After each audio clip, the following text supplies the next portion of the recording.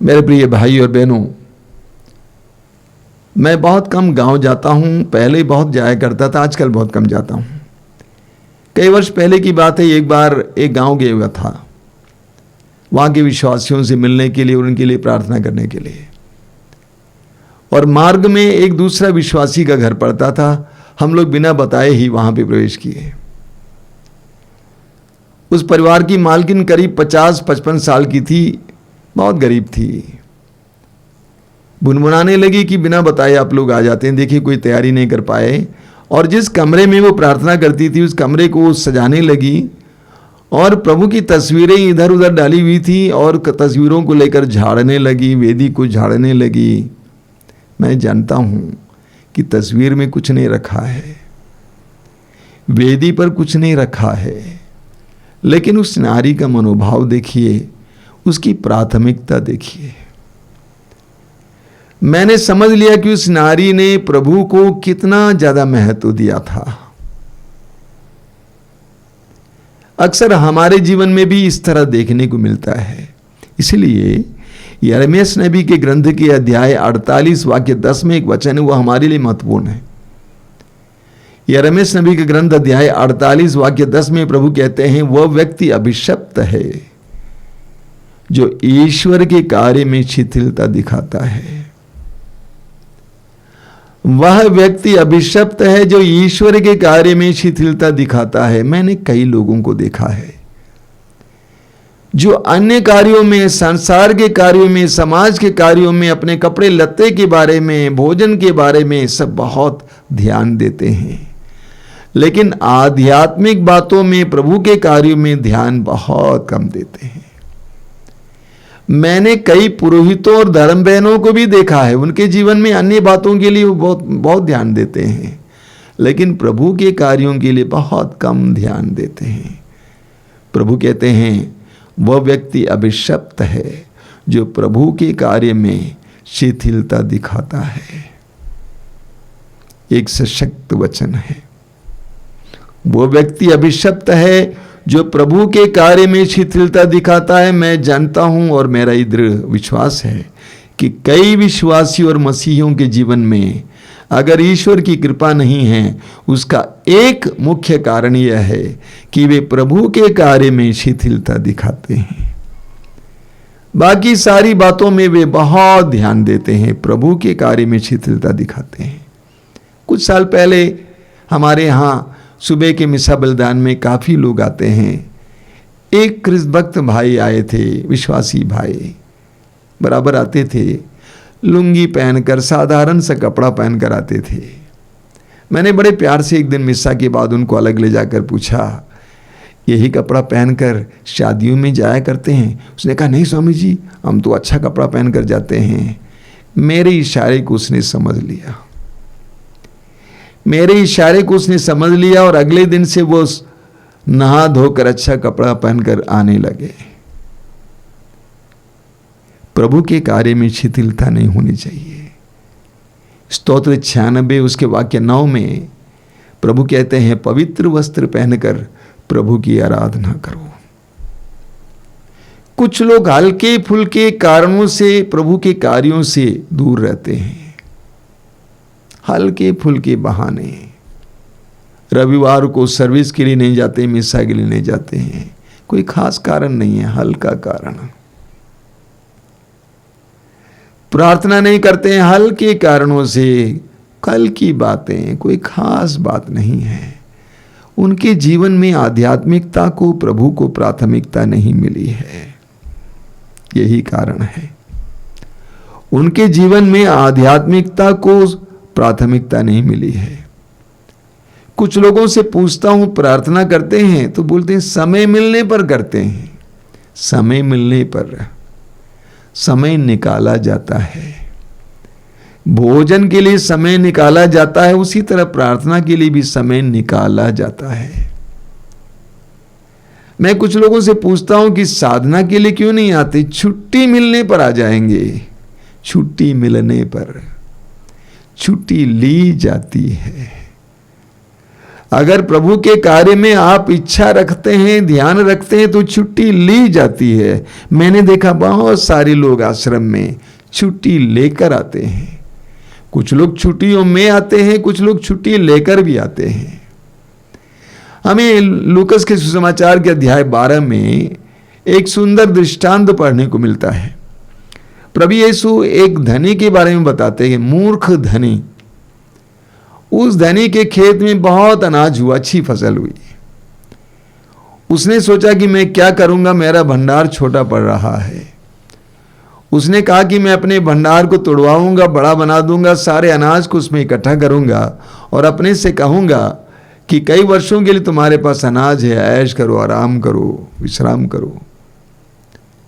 दृष्टांत में प्रभु कहते हैं, उसी रात को ईश्वर उसके पास आता है और कहता है, रे मूर्ख, यदि तुम्हारे प्राण इसी समय ले लिए जाएं तो संपत्ति किसकी हो जाएगी। उस अध्याय के लूकस अध्याय 12 उसके वाक्य 21 में प्रभु कहते हैं,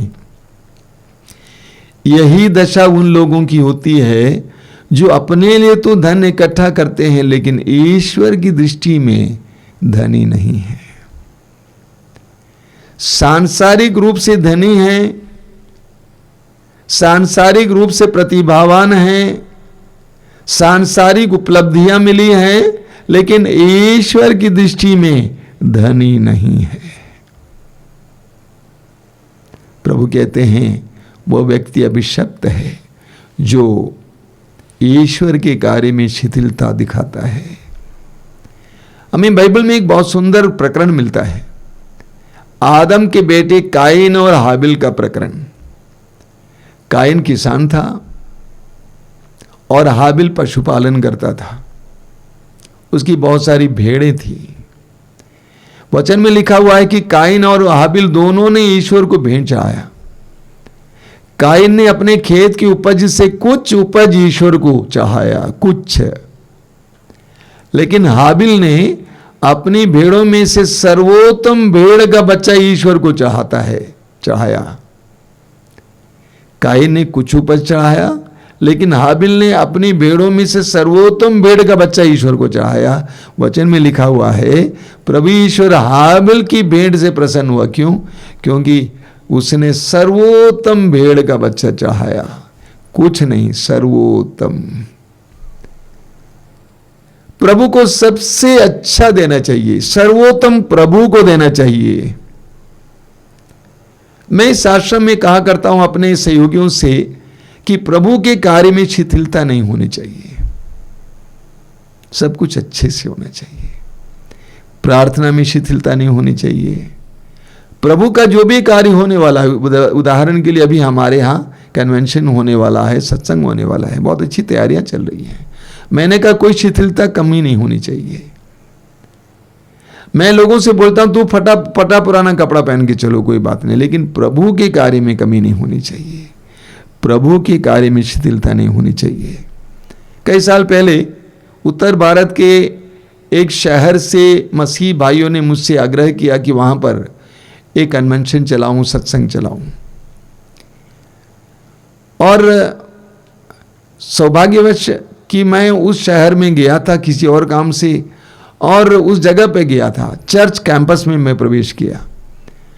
चर्च कैंपस में प्रवेश करते ही बाएं तरफ एक बहुत सुंदर इंग्लिश मीडियम स्कूल खड़ा था, बहुत सुंदर टिप टॉप मॉडर्न बिल्डिंग। उसके पीछे गिरजाघर था, बिल्कुल खंडहर सा, पुराना खंडहर सा गिरजाघर, और उसके पीछे पुरोहित रहते थे जिनका घर सरल था। मैंने वहां के विश्वासियों से कहा, जब तुम्हारे पास एक नया गिरजाघर होगा उस समय मुझे बुलाना, वरना मेरे लिए बहुत कठिन होगा, क्योंकि मुझे ये बिल्कुल पसंद नहीं है। अपने लिए सबसे सुंदर चीजें और ईश्वर के लिए फटा पुराना खंडहर सा स्थान। विधि विवरण ग्रंथ के अध्याय 6 वाक्य 5 और मार्कुस के सुसमाचार के अध्याय 12 उसके वाक्य 30 में प्रभु यीशु उसी को दोहराते हैं और कहते हैं, तुम अपने प्रभु ईश्वर को सारे हृदय से, सारे मन से, सारी आत्मा से और सारी शक्ति से प्यार करो। तुम अपने प्रभु ईश्वर को सारे हृदय से, सारे मन से, सारी आत्मा से और सारी शक्ति से प्यार करो। मैं लोगों से कहा करता हूं, इसको मानो। ईश्वर ही हमारे पूर्ण प्रेम का योग्य है, और कोई नहीं है, मनुष्य नहीं है। मनुष्य पर भरोसा नहीं रखना चाहिए। इतिहास अध्याय 2 वाक्य 22 में प्रभु कहते हैं, मनुष्य पर भरोसा मत रखो, क्योंकि वह नाक के श्वास की तरह है। ईश्वर को सबसे ज्यादा प्यार करना चाहिए, अपनी बुद्धि से, अपने हृदय से, अपने मन से, अपनी आत्मा से, अपनी शक्ति से। He alone is worthy of our full love, complete love. सबसे ज्यादा ईश्वर को प्यार करना चाहिए। ईश्वर के कार्य में कोई शिथिलता होनी ही नहीं चाहिए। हर विश्वासी को यह जानना चाहिए, अगर प्रभु के प्रति, प्रभु का वचन आपने सुना कई बार, प्रभु अपने वचन में कहते हैं, निर्गमन ग्रंथ अध्याय 23 वाक्य 25, तुम अपने प्रभु ईश्वर की सेवा करोगे और वह तुम्हारे अन्न जल पर आशीर्वाद देगा।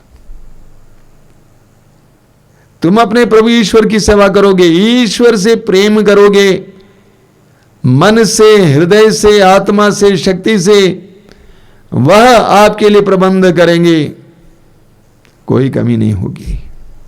वचन में लिखा हुआ है, अभिशप्त है वो व्यक्ति जो प्रभु के कार्य में शिथिलता दिखाता है, लेकिन जो प्रभु के कार्य में उदारता दिखाता है वो आशीर्वादित है, उसको आशीर्वाद मिलता है। मलाकी के ग्रंथ के अध्याय 1 उसके वाक्य 6 से 8 तक एक बहुत सुंदर वचन है, मैं आपको पढ़ के सुनाना चाहता हूं। वहां लिखा हुआ है, प्रभु कहते हैं, पुत्र अपने पिता का और दास अपने मालिक का आदर करता है। पुत्र अपने पिता का और दास अपने मालिक का आदर करता है, तो यदि मैं पिता हूं, मेरा आदर कहां है?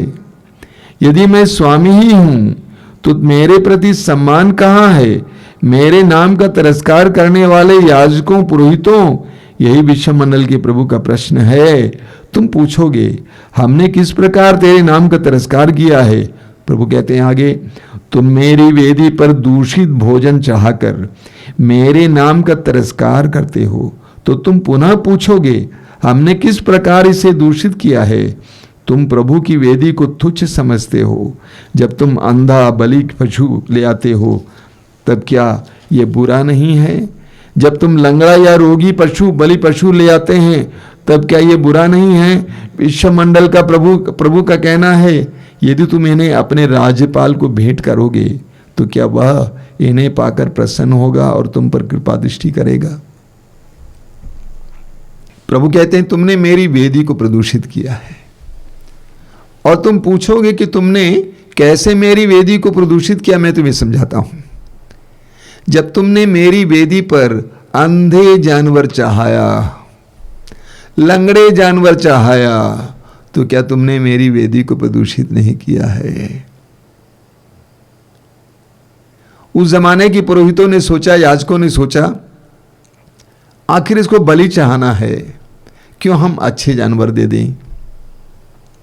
इसलिए उन्होंने लंगड़े जानवरों को, अंधे जानवरों को वेदी पर चाहाया, क्योंकि जलाना था, काटना था। प्रभु कहते हैं, क्या तुम इसी तरह यही भेंट अपने राज्यपाल को चाहोगे और राज्यपाल तुमसे प्रसन्न होगा? मैं सोचता हूं कि यह एक प्रतीक है। कई विश्वासी और मसीही इसी तरह करते हैं। आप जानते हैं, कुछ साल पहले गिरजाघरों में जब दान दिया जाता था 50 पैसे, 1 रुपया, आजकल परिवर्तित हुआ कुछ। प्रभु के लिए पंखा चाहते हैं तो पुराने या घटिया, कुछ भी चाहते हैं तो घटिया। उस जमाने के पुरोहितों ने यही किया। मैं एक व्यक्ति को जानता हूं जो हमारे आश्रम में हर दूसरे शनिवार को प्रसाद वितरण के लिए मदद किया करते थे।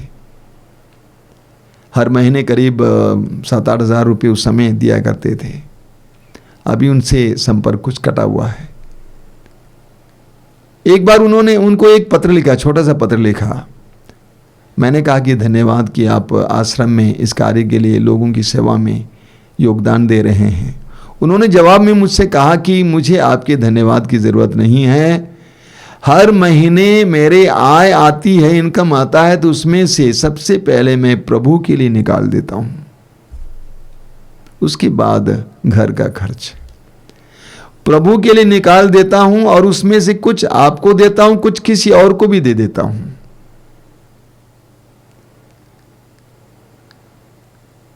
मलाकी के जमाने की पुरोहितों ने ईश्वर के लिए घटिया भेंट चढ़ाई। प्रभु पूछते हैं क्या तुम्हारे राज्यपाल खुश होंगे?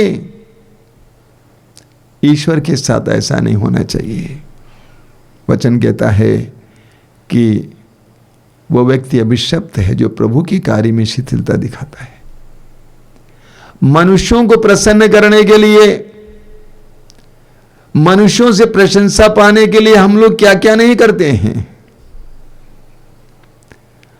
मनुष्यों को प्रसन्न करने के लिए, खुश करने के लिए, उनसे प्रशंसा पाने के लिए हम लोग क्या करते हैं, क्या नहीं करते हैं।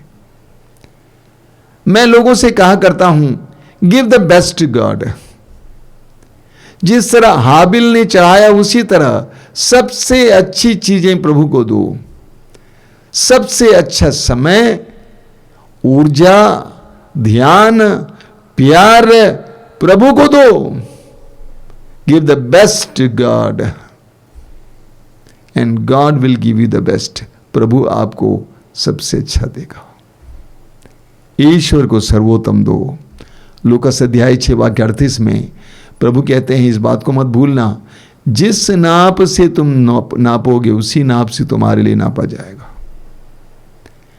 जिस नाप से तुम नापोगे उसी नाप से तुम्हारे लिए नापा जाएगा। आपने वो कहानी सुना है, एक बार एक राजा लोगों से मिलने गया। मार्ग में कुछ भिखारी बैठे हुए थे। उन्होंने सोचा कि राजा से हमें जरूर कुछ मिलेगा, लेकिन उल्टा राजा अपने रथ से उतरता है और एक भिखारी के पास जाकर बोलता, मुझे कुछ दे दो। उस भिखारी ने सोचा कि मैं क्या दूंगा राजा को, राजा को किस चीज की जरूरत है। उसने अपने जो बर्तन में पड़ा कुछ अनाज पड़ा हुआ था, उसमें से एक अनाज लेकर राजा को दिया। राजा ने बड़ी खुशी से उसको ग्रहण किया। भिखारी निराश होकर घर पहुंच गया। देखिए, राजा आया था लेकिन कुछ नहीं मिला, और उसने अपने पाए हुए अनाज को इकट्ठा किया और देखा, खोल के देखा तो उसने देखा उसमें एक सोने का अनाज भी है। वो समझ नहीं पा रहा था कहां से आया। तब उसको याद आया कि मैंने राजा को एक अनाज दिया था और मेरा अनाज, एक अनाज सोने का अनाज हो गया। अगर मैं ज्यादा देता कितने अनाज सोना हो जाता। प्रभु के कार्य में शिथिलता नहीं होनी चाहिए। Give the best to God. ईश्वर को सबसे अच्छा दीजिए। प्रभु कहते हैं, जो प्रभु, वो व्यक्ति अभिशप्त है जो प्रभु के कार्य में शिथिलता दिखाता है। हमें प्रभु के कार्य में ढीला नहीं होना चाहिए, उसमें टाइट होना चाहिए। बाकी सब में ढीला हो जाइए। मैंने बार बार आपसे यह भी कहा है, पारिवारिक प्रार्थना में ढीलापन नहीं होना चाहिए, वचन पढ़ने में ढीलापन नहीं होना चाहिए, प्रभु के कार्यक्रमों में जाने में ढीलापन नहीं होना चाहिए, उसमें टाइट रहिए। क्योंकि जो प्रभु के कार्य में शिथिलता नहीं दिखाता है बल्कि रुचि लेता है, उसको अभिशाप के बदले आशीर्वाद मिलता है। ईश्वर हमारे हृदयों को देखता है, हमारे अंदर तम की एक एक बात को जानता है। हमारे मुंह से शब्द निकलने से पहले ही उसके भाव को ईश्वर ने देखा है। इसलिए प्रभु के कार्य में कभी भी शिथिल नहीं होना चाहिए, ढीला नहीं होना चाहिए, उसमें टाइट रहिए। समय दीजिए, आपको समय मिलेगा। ऊर्जा दीजिए, आपको ऊर्जा मिलेगा। धन दीजिए, आपको धन मिलेगा। प्यार दीजिए, आपको प्यार मिलेगा। प्रभु के कार्य में शिथिल मत बनिए, टाइट हो जाइए, और ज्यादा विश्वास और विश्वस्त बनिए, उसमें कमी नहीं होनी चाहिए। प्रभु यीशु ने हमारे प्रति प्रेम में अपने आप को अर्पित किया, इस सत्य को नहीं भूलना चाहिए। यीशु ने हमारे प्रति अपने प्रेम में अपने आप को अर्पित किया। आपने स्वर्गीय डीजीएस दिनकरन के बारे में सुना है। एक बार उन्होंने इंटरव्यू में कहा कि देखिए, मैं इतनी उम्र का हो गया हूं और मेरे शरीर में कई प्रकार का रोग है, इसके बावजूद आज भी मैं प्रभु के लिए घंटों काम करता हूं, क्योंकि प्रभु ने मेरे लिए अपने आप को अर्पित किया है।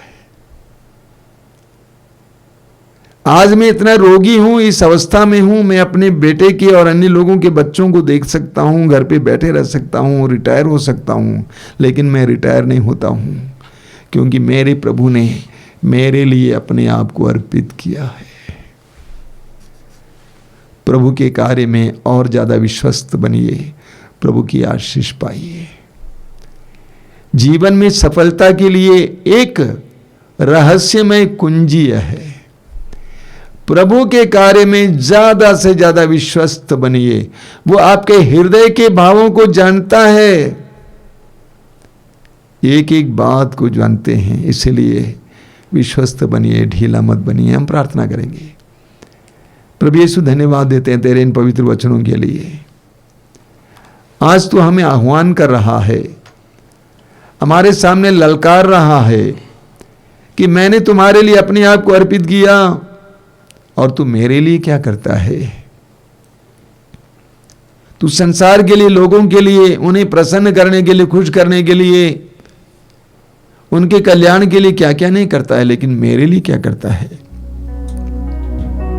प्रभु यीशु, हम प्रार्थना करते हैं इस समय हमें तेरे प्रति सत्य प्रतिज्ञ बना, तेरे प्रति विश्वस्त बना।